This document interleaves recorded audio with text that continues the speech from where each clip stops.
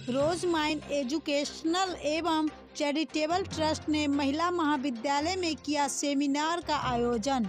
नगर स्थित महिला महाविद्यालय परिसर में विद्यार्थियों के मार्गदर्शन के लिए रोजमाइन एजुकेशनल एंड चैरिटेबल ट्रस्ट के द्वारा कैरियर गाइडेंस सेमिनार का आयोजित हुआ। कार्यक्रम की अध्यक्षता सेवानिवृत्त प्रोफेसर डॉक्टर सत्येंद्र अरुण सिंह ने किया, जबकि संचालन शिक्षक राम प्रवेश कुमार ने किया। कार्यक्रम में ट्रस्ट के चेयरमैन अवैस अंबर की मौजूदगी में किया गया। सेमिनार में मौजूद छात्र छात्राओं व ग्रामीणों को ट्रस्ट के चेयरमैन ने शिक्षा के महत्व एवं भविष्य में लक्ष्य तय करके उसके अनुसार मेहनत को लेकर प्रतिभाओं को प्रेरित किया। साथ ही कहा कि रोजमाइन की प्राथमिकता सिर्फ इतनी है कि पैसा और सुविधाओं के अभाव में इंजीनियरिंग व अन्य तकनीकी शिक्षा से वंचित छात्र छात्राओं को देश भर के कॉलेजों में नामांकन करवाकर उन्हें उनके पैरों पर खड़ा किया जाए। छात्रों को एक पैसा फीस के रूप में नहीं देना होता है, सिर्फ उन्हें छात्रावास में रहने और खाने पीने का खर्च उठाना पड़ता है। अगर आपके पास पढ़ने के लिए पैसे नहीं हैं तो रोजमाइन 12वीं में 50% अंक प्राप्त करने वाले छात्रों का सीधा तकनीकी कॉलेजों में नामांकन करवाने की जिम्मेदारी लेती है। इस मौके पर कई छात्र छात्रा, अभिभावक व ग्रामीण मौजूद रहे। में क्यों इनरोल नहीं है? दो तरह की हायर एजुकेशन है बच्चों। एक घर बैठे बीए पास हो जाने वाली 4 लाख, 5 लाख, 6 लाख, 10 लाख चाहिए। अब जब एक व्यक्ति की आय ही 1 लाख से कम है तो वो 10 लाख कहां से लाएगा, 5 लाख कहां से लाएगा? उनको पता ही नहीं है रास्ता क्या है। अब एक प्रचार जो समाज के अंदर चल रहा है, हम लोग घर घर जाकर, गांव गांव में जाकर आप सबको बता रहे हैं कि इसकी प्रक्रिया क्या है, नामांकन की प्रक्रिया क्या है, और आपको दूसरी चीज से आजादी दे रहे हैं कि अगर एडमिशन की प्रक्रिया बताने के साथ साथ आपके पैसे के अभाव, जो पैसे की कमी है, उसको खत्म कर दें तो भारत का ग्रॉस एनरोलमेंट रेशियो बढ़ाया जा सकता है। बहनों मेरी, तो सबसे पहली बात जो एक प्रचार में चला कि इंजीनियरिंग करना है अगर, तो एंट्रेंस एग्जाम देना होगा। बहुत गौर से सुनिएगा बच्चियां, इंजीनियर बनना है तो एक एंट्रेंस एग्जाम देना होगा। यही बात आपको आज तक पता होगी। नर्स बनना है तो नीट देना होगा। मैनेजमेंट करना है तो एंट्रेंस एग्जाम देना होगा। यह सब आपके कानों तक किसने पहुंचाया? यह सोचने की बात है। यह सब उसने पहुंचाया जिसको तैयारी के नाम पर व्यापार चलाना था, एडमिशन का गोरख धंधा चलाना था। हम आपको इस मन से, गंभीरता से विश्वास दिलाना चाहते हैं कि 10वीं और 12वीं के बाद हायर एजुकेशन में जाने के लिए, एनरोलमेंट प्राप्त करने के लिए देश के किसी भी बेटा बेटी को कोई भी एंट्रेंस एग्जाम देने की कोई जरूरत नहीं। ये पागल हो गए हैं सब। अब मैं बोलूंगा कि कैसे, परीक्षा क्यों होती है, सोचने की बात है। एंट्रेंस क्यों होता है, एंट्रेंस कब होना चाहिए, इस विषय पे कहीं बात नहीं हो रही। बात क्या हो रही है? देश के चैनल पे बात हो रही है कि ये फाउंटेन है कि मस्जिद है कि मंदिर है। इससे देश नहीं बनेगा। जिस मुल्क को बर्बाद करना हो, उस मुल्क से एक चीज छीन लो, वो है शिक्षा। और एक छीनने के लिए ये सारे कारनामे किए जा रहे हैं। अमीरों के मांग का सिंदूर बन गई है शिक्षा।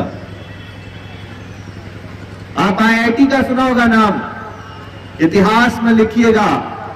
आज से ठीक 10 साल पहले आईआईटी की फीस 58,000 से 80,000 होती थी। अब इसकी फीस 10 लाख रुपया। हर शिक्षा को इतना महंगा कर दो कि किसान की पहुंच से, गांव की पहुंच से, गरीब की पहुंच से दूर हो जा सके। एग्जाम क्यों होता है, एंट्रेंस क्यों होता है? मैंने किसी से पूछा चैनल पे कि क्यों करते हैं हम लोग एंट्रेंस होता क्या है? तो उसने बताया एंट्रेंस होता है कि 100 बच्चे हैं और 100 सीट है, लेकिन 101 बच्चा 102 बच्चा में कोई ऐसा बच्चा एप्लीकेंट बच्चा जिसको ये सीट मिलनी चाहिए थी अधिकार में, उसको नहीं मिल पाई। इसलिए 100 उन सीटों को देने के लिए परीक्षा रखी गई कि 100 कुर्सियां हैं, 200 एप्लीकेंट है, तो उसमें जिसके अधिकार होना चाहिए वही कुर्सी पे आए। ये परीक्षा का ट्रेंड ये इस तरह से शुरू हुआ कि 100 सीटें थी, 200-400 लोग थे उसकी ख्वाहिश रखने के लिए, इसलिए परीक्षा का जन्म हुआ। गौर से सुनिएगा, मैथ बहुत आसान है। आपके क्लासरूम में 60 बच्चों के बैठने की जगह है, लेकिन बाहर में 100 बच्चे पढ़ना चाहते हैं, तो 60 बच्चे को सही चुनकर 100 में से लाकर उनको कुर्सियां दी गई। यहां जन्म हुआ परीक्षा का, टेस्ट का, इम्तिहान का। लेकिन उन पागलों को कौन समझाए जो कुर्सियों पे बैठे हैं कि जिस मुल्क की 70% सीटें खाली हो उसमें किस तरह की परीक्षा की आवश्यकता है।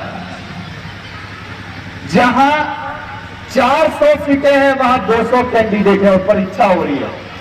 क्या मेंटल स्टेटस है।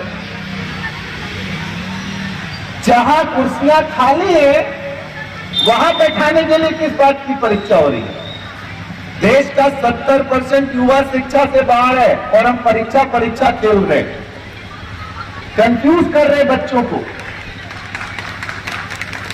मैं आप सबको एक ऐसी जानकारी देने आया हूं, सिर्फ कोटा चल रहा है। परीक्षाओं से स्कूल बंद हो रहे हैं। अब बोलेंगे क्या बोल के जा रहे हैं साहब। मैं जो बोल के जा रहा हूं, स्कूल भी होता था क्या। आप जिस स्कूल को देख रहे हैं उस स्कूल को हमने नहीं देखा, और हमने जिस स्कूल को देखा हमारे बड़े भाई ने इस स्कूल को नहीं देखा। हम लोगों ने स्कूल को देखा कैसे। हम लोग वेल ड्रेस आते थे, एक छड़ी लेकर टीचर घूमते थे और नाखून बड़ा होने पर 2 छड़ी लगती थी। ये था स्कूल। अब वो स्कूल खत्म हो गया। अब कैसा स्कूल है। एक व्यक्ति को मैं रिक्वेस्ट कर रहा हूं बवाल हो जाए, मैं नाम नहीं लूं। एक व्यक्ति को अवार्ड मिला। मैंने कहा इस मुल्क में चोरी कराने का क्या होगा। इस मुल्क में स्कूल को बंद करवाने वाले लोगों को अवार्ड मिलने लगे तो इस शिक्षा व्यवस्था का क्या होगा। कहा भाई क्या कहना चाहते हो। मैंने पूछा कि जो लोग सुपर X30 चला रहे हैं, मैंने पूछा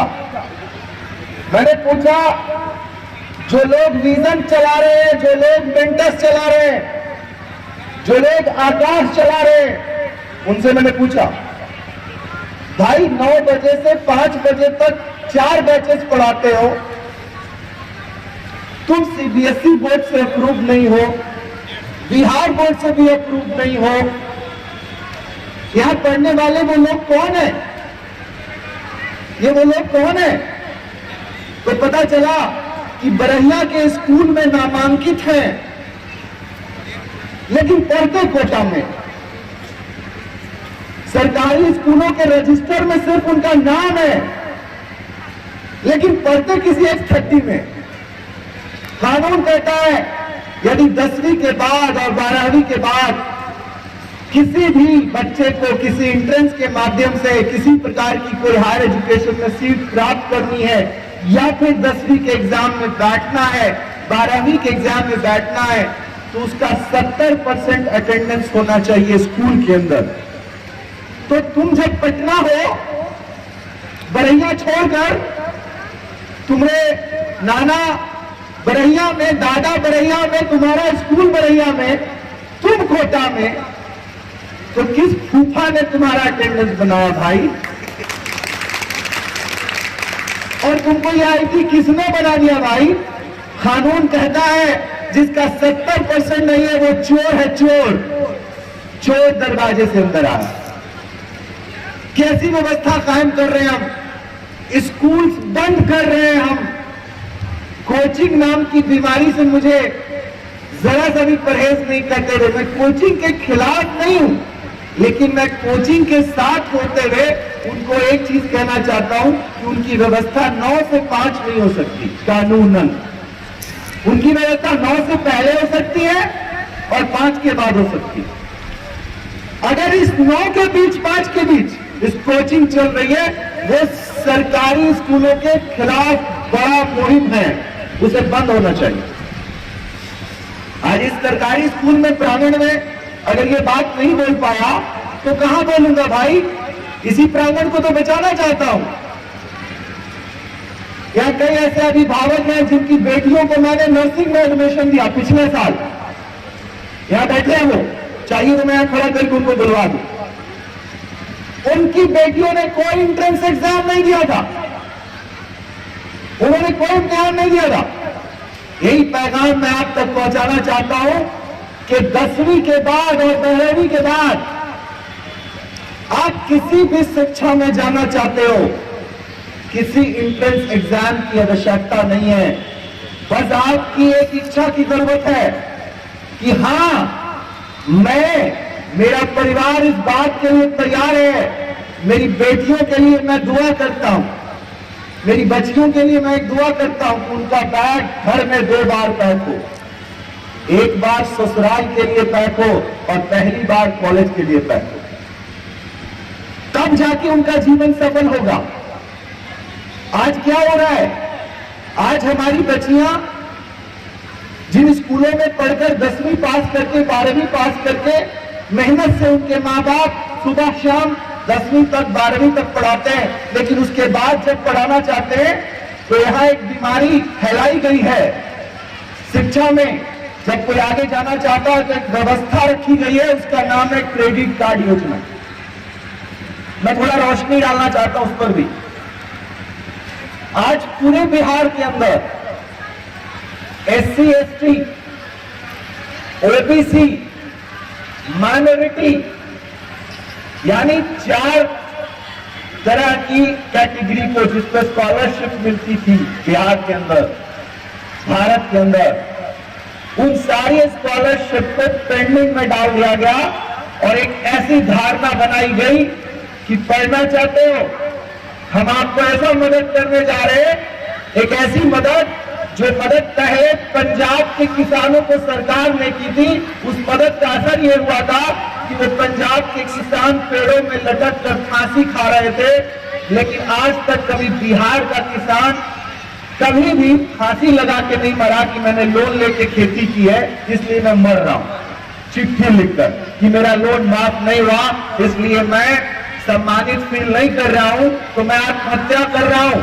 ये मैंने हरियाणा में सुना था, आपने भी सुना होगा भैया हरियाणा के किसान के बारे में, पंजाब के किसान के बारे में, लेकिन किसी ने नहीं सुना होगा बिहार का किसान, क्योंकि मैं किसान परिवार से हूं तो मैंने नहीं सुना था कोई बिहार का किसान आत्महत्या कर रहा। लेकिन आने वाले 5 सालों के बाद आप सुनेंगे कि बिहार का भी कोई किसान आत्महत्या कर रहा है क्योंकि उसके बेटे का 4 लाख का लोन आज रद्द हो गया। उस बेटे को लोन दिया जा रहा है 4-4 लाख रुपया, ये बुरा नहीं है, इसके मैं पक्ष में हूं, लेकिन लोन देते वक्त ही कहा जा रहा है, इसे लेते ही समय कहा जा रहा है नियत कर लीजिए कि वापस नहीं करना है।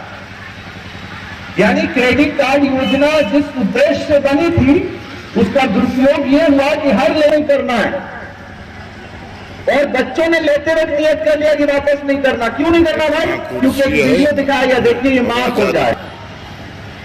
एक व्यक्ति ने कहा कि नहीं, मैंने हमारे मुख्यमंत्री जी का एक वीडियो देखा, उस वीडियो में वो कह रहे हैं कि नौकरी लगेगी तो वापस करना है। लोगों ने भी सुना कि नहीं सुना? सुना है कि नहीं सुना? नहीं सुना? मैंने सुना है। मैंने एक आदमी से पूछा, भाई मैंने इंजीनियरिंग कर ली, 4 साल बाद मेरी नौकरी नहीं लगी, हमने बाबूजी के जमीन पर गड्ढा खोदकर मछली पालन कर लिया, हमने मुर्गी पालन कर लिया, हमने भैंस के तबेले खोल लिए, दूध बेचा, पैसे आए, घर में क्या रखता मैंने सोच कर रखाता हूं।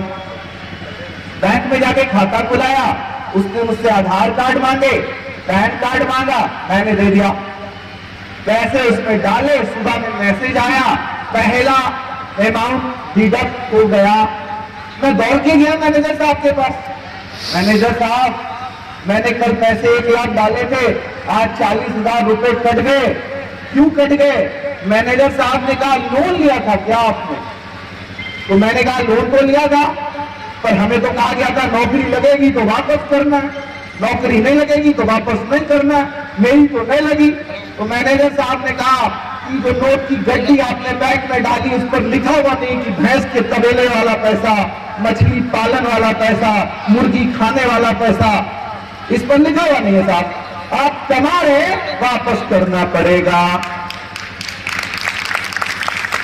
ये गुमराह में मत रहिए, वापस करना है, सूद समेत करना है, और उधार लेते समय ये सोचकर करना है। तो पहली बात, बिहार के इस बीमारी को गांव-गांव जाल के जागरूक कर रहे हैं हम लोग। अच्छी योजना हो सकती है उन अमीरों के लिए, कोट पैंट वालों के लिए, लेकिन गरीबों के लिए ये योजना नहीं है। जिनके पास 1 लाख रुपया के कम आय है, वो 4 लाख रुपया कहां से चुकाएगा?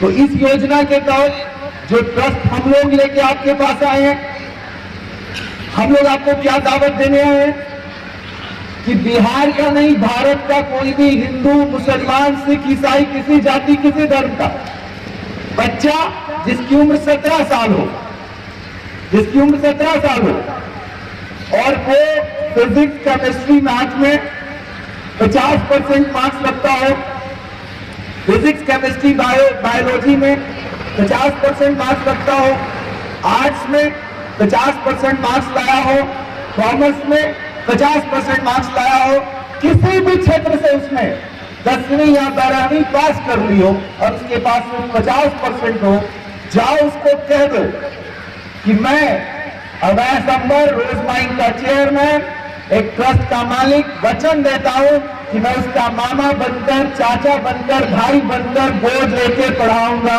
और 1 रुपया भी उसे उसके बाद वापस नहीं करना होगा।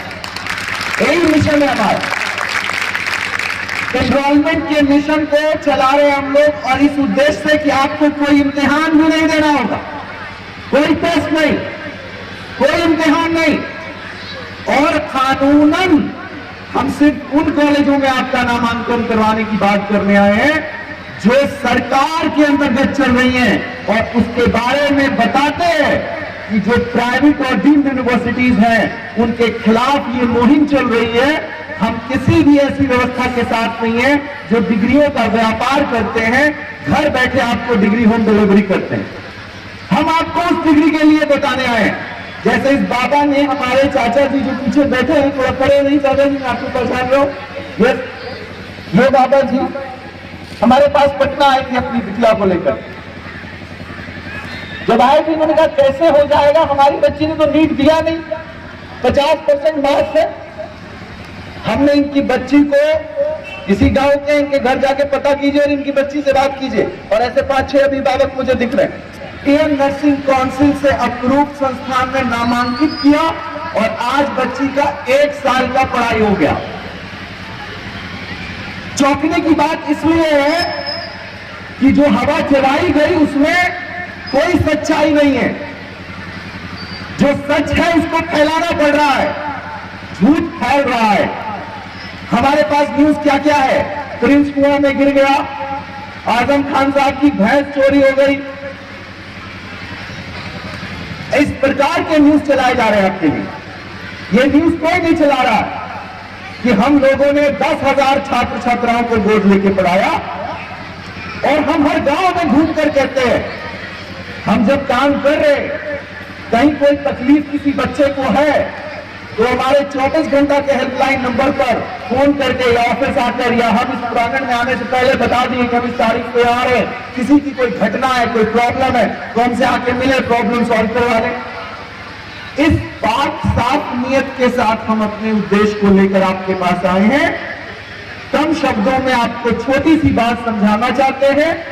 आप किसी भी जाति और किसी भी धर्म के मानने वाले हैं, आप खुद या आपका कोई परिवार में 10वीं का बच्चा और 12वीं का बच्चा सपने देख रहा है इंजीनियर बनने के, सपने देख रहा है मैनेजमेंट गुरु बनने के, सपने देख रहा है डॉक्टर और पैरामेडिकल के, उसको कह दीजिए कि किसी टेस्ट, किसी तैयारी के नाम पर किसी व्यापार का हिस्सा बनने की जरूरत नहीं है। सिर्फ 50% मार्क्स लाकर अपने बापूजी के साथ हमारी ऑफिस आए, किसी को 1 रुपया भी सर्विस चार्ज के नाम पर, डोनेशन के नाम पर, एडमिशन में फीस के नाम पर देने की आवश्यकता नहीं है। एक उद्देश्य से हम लोग चले हैं कि उसको एक वचन देना पड़ेगा, और वो वचन क्या होगा? ये जो बस्ती है, हमने फील किया, अभी हम गए थे आपके, देखिए यहाँ पे आश्रम है, मंदिर है, वहां पे जगदम्बा मंदिर, वहां गए थे। मैंने फील किया कि यहाँ के लोग थोड़े अच्छे विचार के हैं, कुछ कमरा उमरा भी देखा मैंने बना हुआ, सबने एक कमरा डोनेट किया है। मुझे लगा कि पहले बताऊं कि यहाँ ये परिवार अगर हमसे जुड़ जाए तो उससे सिर्फ एक वचन लेना है, जो समाज की बुराई है उसके खिलाफ एक वचन लेना है, और हमारी संस्था उस बच्चे को गोद ले लेगी। उसमें तो हम लोग एक वीडियो बनवाएंगे, उस वीडियो में कहना होगा, मैं रणधीर कुमार सिंह फलाना बाबू का बेटा वचन लेता हूं कि पढ़ने के बाद, कामयाब होने के बाद, बिना जाति और बिना धर्म देखे मैं भी अपने समाज से किसी एक बच्चे को गोद लेके पढ़ाऊंगा, और अपनी शादी में और अपने विवाह में दहेज नहीं लूंगा और ना ही अपने परिवार को लेने दूंगा। एक वचन रिकॉर्ड करना होगा। मैं जहानाबाद के एक बुनियाद थे, उनको मैंने बताया कि सब काम आपका हो गया है, बहुत सच्चे आदमी थे, तो उनको मैंने बताया कि आपका तो सब काम हो गया, अब ये वचन आपका बच्चा शपथ पढ़ेगा। बोले कि सब बात ठीक है, लेकिन हम वही बच्चा का रिकॉर्ड कराएंगे जो सच है, हम आधा दहेज में। हम बोले ऐसा क्यों? बोले आपको 4 लाख रुपए का स्कॉलरशिप दे रहे और हमारे यहाँ 12-14 लाख का रेट चल रहा है।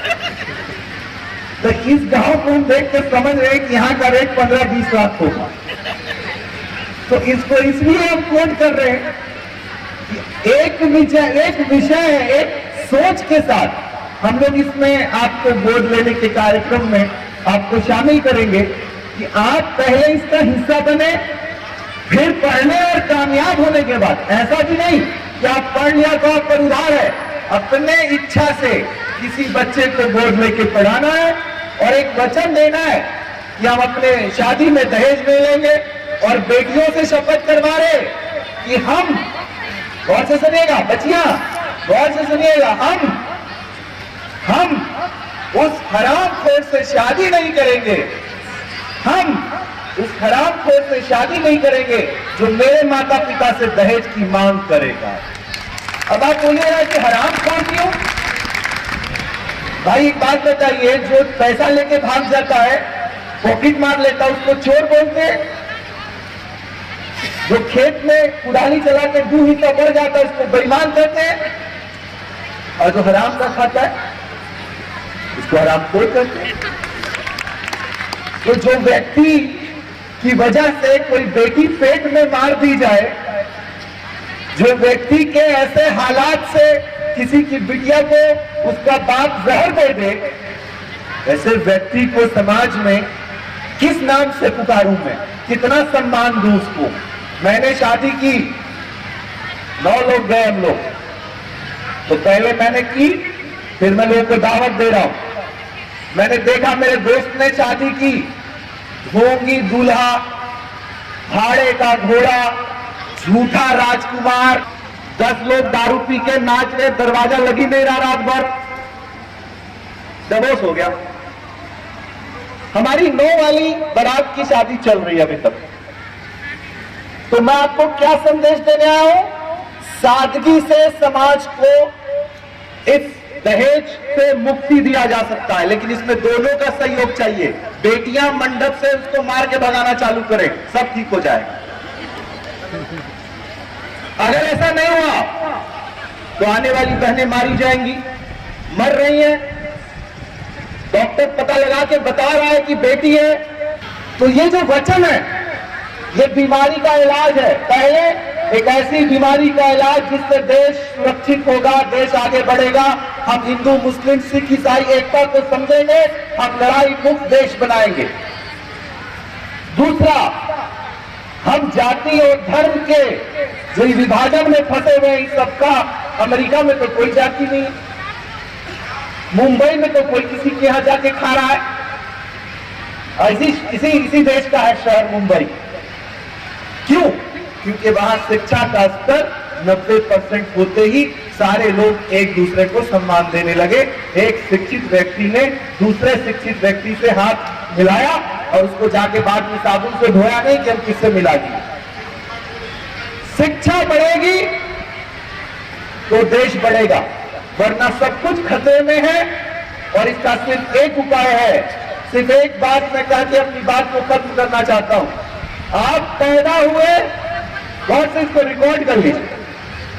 हम पैदा हुए और हमारे अलावा जितनी चीजें पैदा हुई उनमें और हम में क्या फर्क है, किसी ने आज तक आपको बताया नहीं, आपके पिताजी ने भी नहीं बताया। पेड़ पैदा हुए, इनमें क्या फर्क है, हम में क्या फर्क है। कुत्ते का बच्चा पैदा हुआ, उसमें क्या फर्क है। हिरण के बच्चा पैदा हुआ और हम पैदा हुए, इनमें क्या फर्क है। हम पैदा हुए, जाहिल पैदा हुए। हम पैदा हुए, आप पैदा हुए तो जाहिल पैदा हुए। लेकिन हमारे अलावा दुनिया की जितनी मखलूक पैदा हुई, सब की सब शिक्षित पैदा हुई। मालदा आम की गुठली को कैसे पता कि इसमें मालदे आम ही को पैदा करना, ये उसकी शिक्षा है। इसमें मालदे आम का ही टेस्ट लाना, ये उसकी शिक्षा है। अगर उसकी शिक्षा में जरा सा भी कमी आई तो आप क्या करते हैं, उसको काट दो। चींटी को पता है कि किस रास्ते से चलना। आप जंगल में हिरण के बच्चे को कोई नहीं सिखाता कि दूध कैसे पीना। आप अपने बच्चे को पैदा करके एक दिन जमीन पर छोड़ के देखिए, मर जाएगा। यानी उसकी वो शिक्षा के साथ पैदा हुआ, हम शिक्षा के बगैर पैदा हुए। इसलिए शिक्षा हमारी जरूरत है, उन पेड़ पौधों को शिक्षा की जरूरत नहीं है। हम जाहिल हैं, इसलिए हमें शिक्षा की जरूरत है। और शिक्षा से दूर करके वो राज कर रहे हैं जिनको राज करना है। तो सबसे अंत में एक ही बात कहना चाहूंगा कि आज बरहिया के गांव में इतने पढ़े लिखे लोगों के बीच इस संदेश को पहुंचाने के बाद अगर कोई इस शहर का बच्चा कहता है कि पैसे के अभाव में वो नहीं पढ़ पाया, तो ये झूठ होगा आज के बाद। दूसरी बात कि क्या खर्च आएगा उसको, अगर हम लोग उसको वोट लेते हैं तो क्या खर्चा आएगा। हम लोग उसको खाना और रहना नहीं देंगे। खाना रहना उसका खुद का इंतजाम है। खाने रहने को छोड़ सारी व्यवस्था हमारी होगी। खाना रहना इसलिए नहीं देंगे कि अगर हमने खाने रहने पे काम शुरू किया तो हमें उनका नामांकन करना पड़ेगा जो लोग भूखे हैं और सिर्फ खाना के लिए नामांकित हो रहे हैं। इसलिए हमने पहला उस स्तर को चुना कि जो लोगों के पास कुर्ता है पर आयरन नहीं है, किसी के पास जूता है पर पॉलिश नहीं है, गाड़ी है पर तेल लेते वक्त वो बोलता है भाई महंगाई बहुत है। वो शादियों में कपड़े के लिए बदलते वक्त अलमारी खोलकर सोचता है कि ये वाला कपड़ा शादियों में पहनेंगे, ये कपड़ा आम दिनों में पहनेंगे। ये मुहिम उस आम परिवार के लिए डिजाइन की गई। हमने पहले जरूरतमंदों को हाथ मिलाया उनको आगे बढ़ाने के लिए, फिर हम लोग उससे एक चेन बना रहे हैं कि फिर वो बच्चा जो पहले पढ़ ले उसके बाद वो गरीबों को पढ़ाए।